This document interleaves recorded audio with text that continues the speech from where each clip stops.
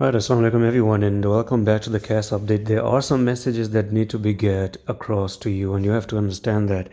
I talked about please close CAS and get back to the USDT, and I risked 1%. Honestly, I lost like $1.5. That's all. Okay, so I risked 1% on CAS at the moment, so no any big problem out of it. The thing is, Bitcoin looks to leak quite bad and no volume in the general market, and I'm still surprised CAS hasn't moved down as all other coins, but the market is bleeding as of now.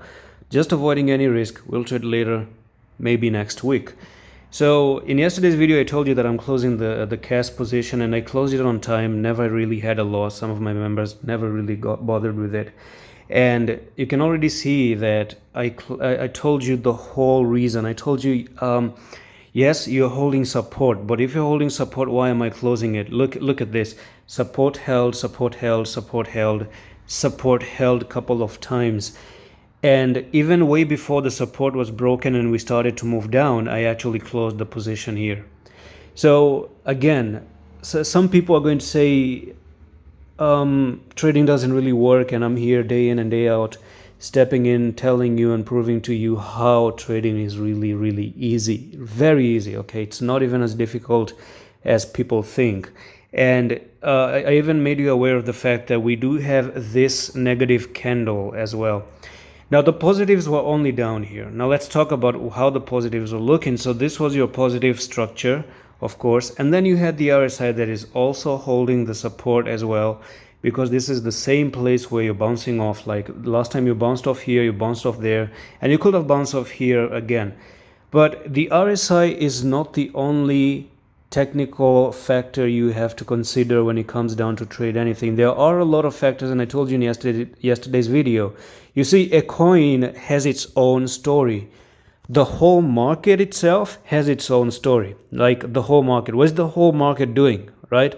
So whatever the coin is doing is a different thing, and whatever the market is doing is a different thing in itself. And as I told you yesterday, some people are saying, oh, you think Bitcoin is going down, CAS is going to the moon, it's the best project ever, it's this and that. Okay, maybe it is the best project ever, but you can never ignore the fact that other things outside of a coin really influences a coin, and it really affects a coin in its own way. So Bitcoin now is at $26,000, and I was giving a technical target of 27,900. We went even below that technical target now, and I don't even know where Bitcoin is going to go and stop. Maybe $24,000, and if you hit $24,000, there could be chances of hitting $18,000 as well.